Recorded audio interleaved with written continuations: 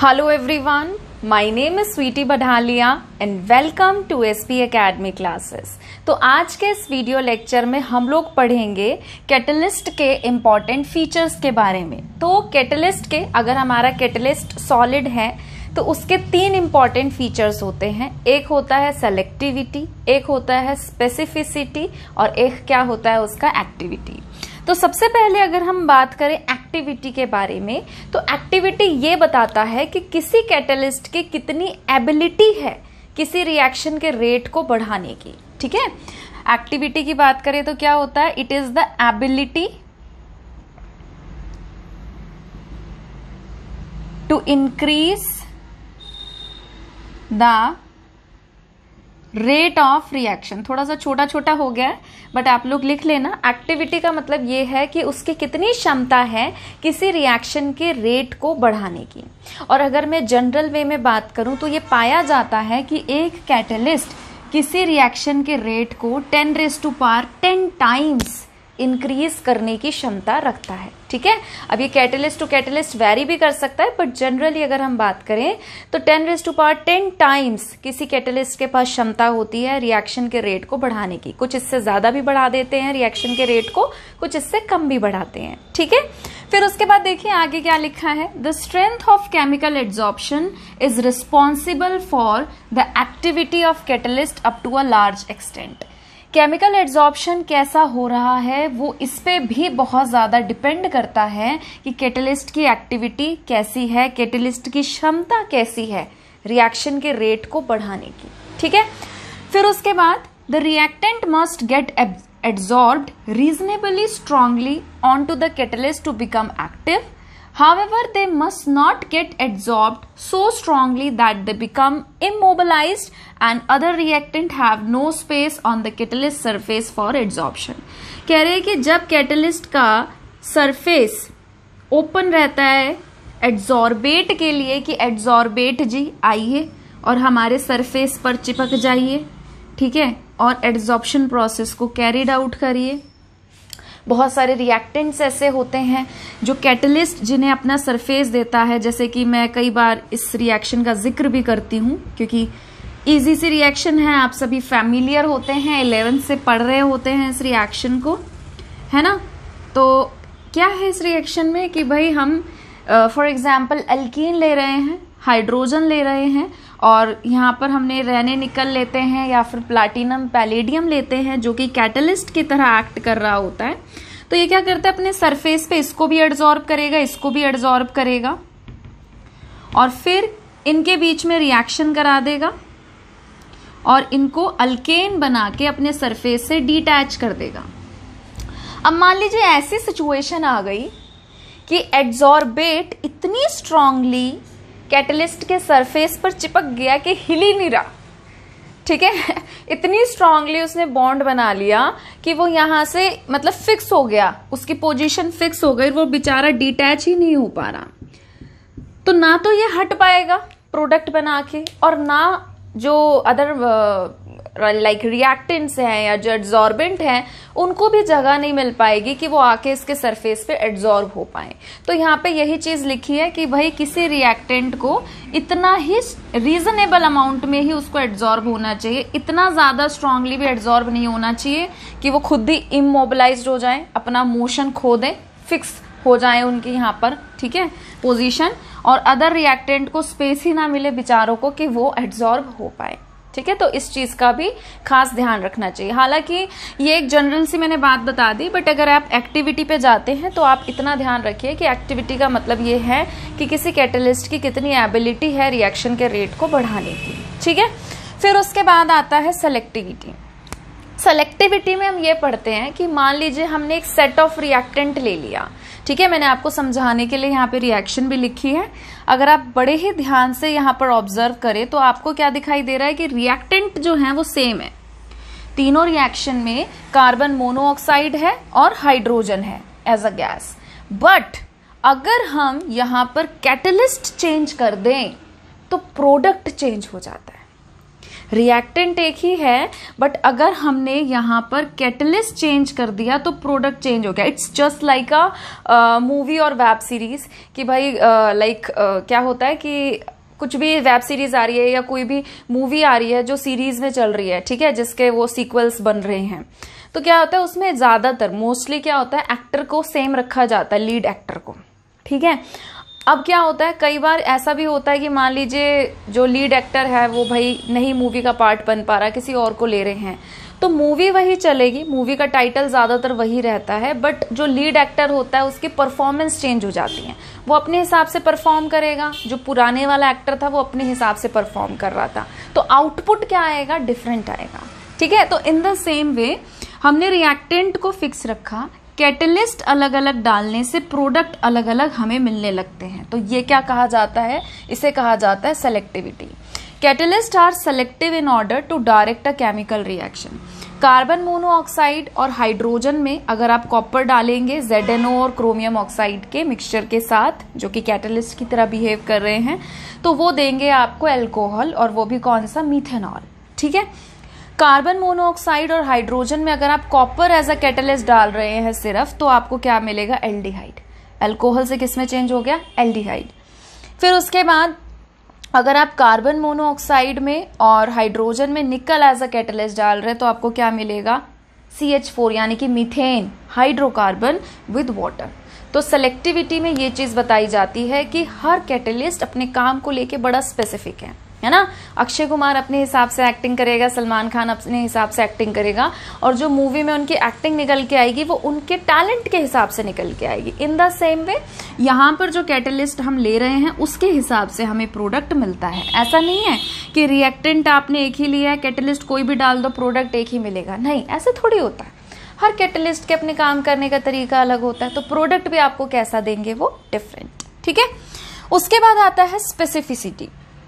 Specificity का मतलब ये होता है कि जैसे सपोज मैंने कोई काम दिया और मैंने कहा कि इस काम को यही बच्चा करेगा, इस काम को यही एक पर्टिकुलर बच्चा करेगा X, इसे Y नहीं कर सकता, तो वो हो गई स्पेसिफिसिटी कि अगर काम होगा तो उसी के द्वारा होगा, उस पर्टिकुलर पर्सन या स्टूडेंट के द्वारा होगा, कोई और नहीं हो सकता, ठीक है। तो यहाँ पर देखिए वही चीज है कि जैसे मान लीजिए हमारे पास रिएक्शन होती है, फॉर एग्जाम्पल जैसे यूरिया है, यूरिया को कैटेलाइज करना है, यूरिया का फॉर्मूला क्या होता है, NH2C+O NH2, और इसका हाइड्रोलिसिस करना है, ठीक है। यूरिया का क्या करना है, हाइड्रोलिसिस करना है, तो इसके लिए जो कैटलिस्ट यूज होता है वो यूज होता है यूरिएज, ठीक है। और ये इस रिएक्शन को कैटेलाइज करके यहां पर देता है अमोनिया और CO2, ठीक है। आप देख लेना भाई बैलेंस कैसे है, क्या है। तो कहने का मतलब ये है कि यूरिया को हाइड्रोलाइज कर रहे हैं हम यूरिएज की प्रेजेंस में, और यूरिएज यहाँ पर किसकी तरह एक्ट कर रहा है, वो एक्ट कर रहा है एक कैटलिस्ट की तरह। अब ये इसके स्पेसिफिसिटी है कि ये एंजाइम इसी रिएक्शन को कैटेलाइज करेगा। इस एंजाइम को अगर आप किसी दूसरी रिएक्शन में डाल के कैटेलाइज करने लगोगे तो वो उसको कैटेलाइज नहीं करेगा। तो ये इसकी स्पेसिफिसिटी है फॉर पर्टिकुलर रिएक्शन। अब जैसे मान लो मैं यहां से एक H हटा के एक CH3 लगा दूं, ठीक है, इस तरीके से N-मिथाइल यूरिया मैंने यहां पर ले लिया और मैं इसका हाइड्रोलिसिस करना चाह रही हूं यूरिएज लेकर ही, तो ये इस रिएक्शन को कैटेलाइज नहीं करेगा। एंजाइम कैटलिस्ट हो गए या जो कुछ स्पेसिफिक कैटलिस्ट जो होते हैं, they are highly specific in nature. उनका फिक्स है कि भाई वो उसी रिएक्शन को कैटेलाइज करेंगे, अच्छे से रिएक्शन के रेट को बढ़ाएंगे। पर ये नहीं है कि आप लेके उस कैटलिस्ट को कहीं पे भी घुसा दो कि भाई ये भी तो इसी की फैमिली का है, ये भी तो इसी के तरीके का डेरिवेटिव है, बस हमने यूरिया का एल्काइलेशन ही तो किया है यहाँ पर, तो भाई ये इसको भी कैटेलाइज करना चाहिए, पर ऐसा नहीं होता। तो इस तरीके के स्वभाव को हम क्या बोलते हैं, स्पेसिफिसिटी, कि जो भी सब्सटेंस एक कैटलिस्ट की तरह एक्ट कर रहा है, बिहेव कर रहा है, वो एक ही रिएक्शन को कैटेलाइज करता है और दूसरी रिएक्शन को कैटेलाइज करने में फेल हो जाता है। समझ में आया? एक्टिविटी का मतलब क्या है कि किसी भी कैटलिस्ट की क्या क्षमता है रिएक्शन के रेट को बढ़ाने की। ठीक है। फिर उसके बाद हमने क्या पढ़ा, सेलेक्टिविटी। सेलेक्टिविटी का मतलब क्या है कि रिएक्टेंट आपका फिक्स है, ये कैटलिस्ट डालोगे तो सेलेक्टेड है कि भाई आपको मिथेनॉल मिलेगा, कॉपर डाल रहे हो तो सेलेक्टेड है कि हाँ एल्डिहाइड मिलेगा, अगर आप इसमें निकल डाल रहे हो तो वो सेलेक्टेड है कि आपको मीथेन मिलेगा, हाइड्रोकार्बन मिलेगा। और सब स्पेसिफिसिटी का मतलब क्या है कि एक एंजाइम फिक्स होता है अपनी पर्टिकुलर रिएक्शन को कैटलाइज कराने के लिए, अगर आप उसको उसी के जैसे किसी और रिएक्शन में कैटलाइज करने की कोशिश करते हो तो वो फेल हो जाता है। तो वो बहुत स्पेसिफिक होता है पर्टिकुलर टाइप की रिएक्शन को ही कैटलाइज करने के लिए, ठीक है। तो आई होप आपको ये चीज समझ में आई होगी, इसे नोट कर लीजिए प्लीज।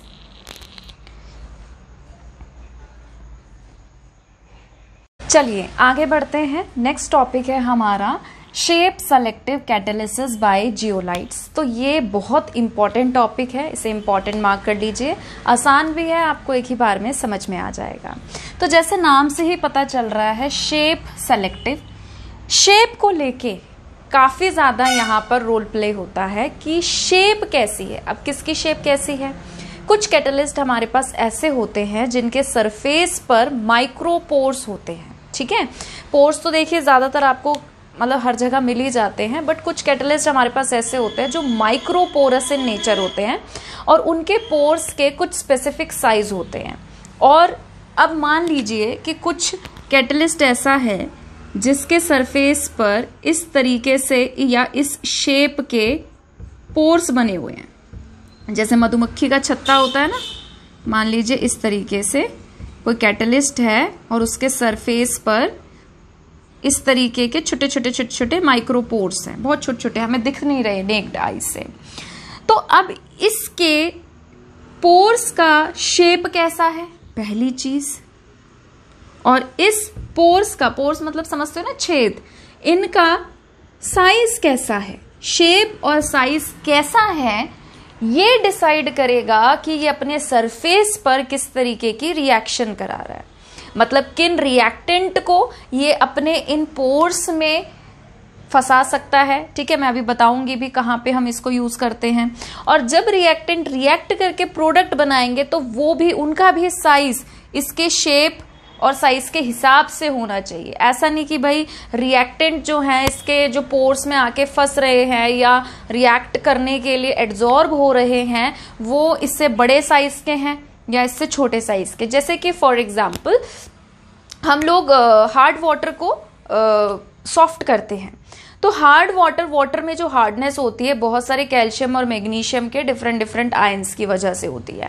अब मान लीजिए मुझे कुछ जियोलाइट की मदद से वाटर को सॉफ्ट करना है, तो मैं ऐसा जियोलाइट लूंगी जिसके पोर्स का साइज इतना हो कि वो अपने पोर्स के साइज में कैल्शियम और मैग्नीशियम के आयन को फंसा ले, या ऐसे आयंस को फंसा ले जो मैं वाटर में से रिमूव करना चाह रही हूँ, और वो उनको अपने सरफेस पे यहाँ पे इन पोर्स में एंट्रैप कर लेगा और वाटर के अंदर से ऐसे आयंस हट जाएंगे जो उसको हार्ड बनाने का काम कर रहे हैं, तो वाटर ऑटोमेटिकली सॉफ्ट हो जाएगा।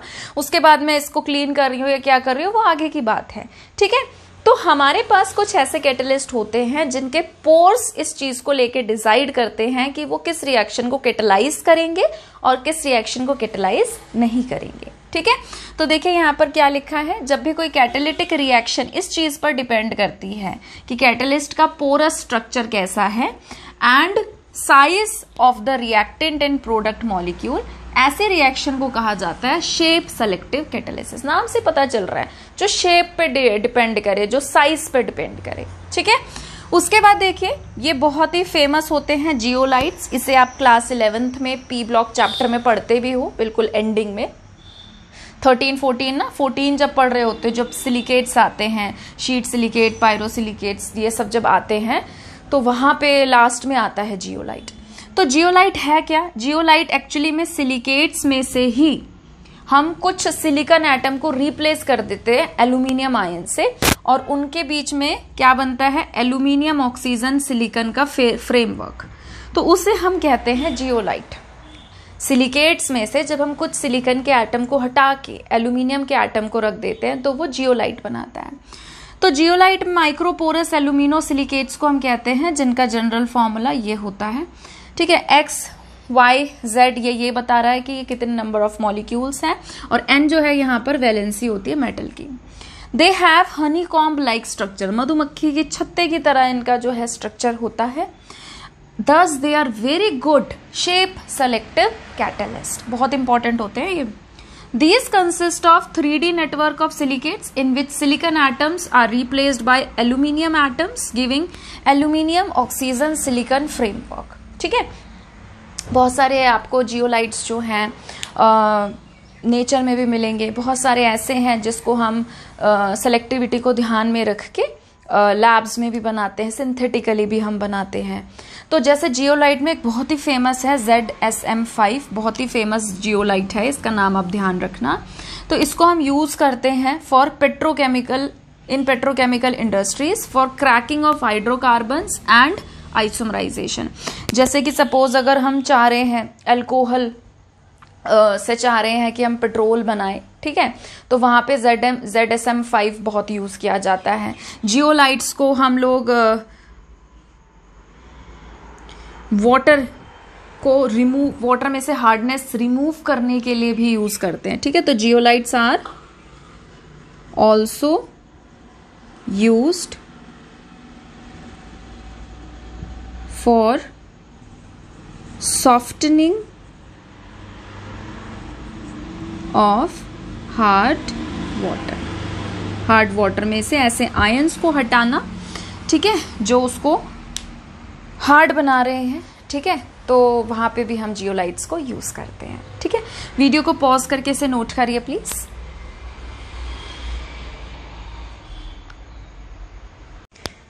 तो आज के लिए इतना ही, और अगर आपको ये वीडियो पसंद आया है तो प्लीज इसे लाइक करिए, शेयर करिए, चैनल को सब्सक्राइब करिए।